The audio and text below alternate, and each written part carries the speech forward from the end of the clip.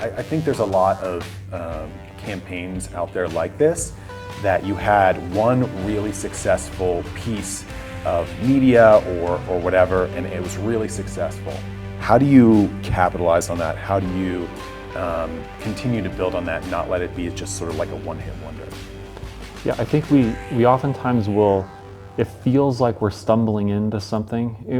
Usually when you have a success, it isn't quite at the timing that you were expecting.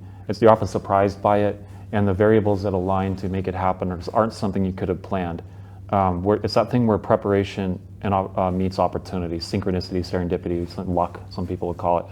And I think we have a tendency when we have something that works to then try to just replicate that formula ad nauseum, and we fall in love with the formula if we're not careful.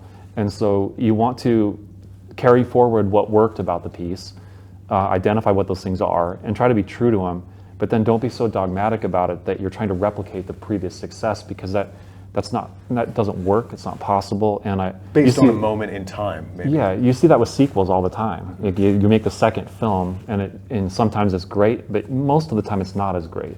And I think that's because you fall in love with the convention.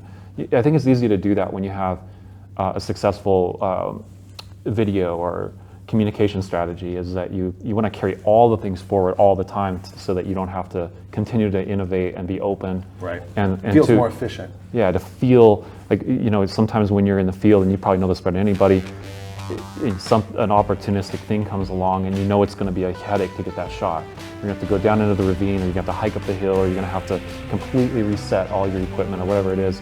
It's easier just to take the shot that but it's probably those times when you instinctively kind of move and get that shot where you're like, I'm glad I did that.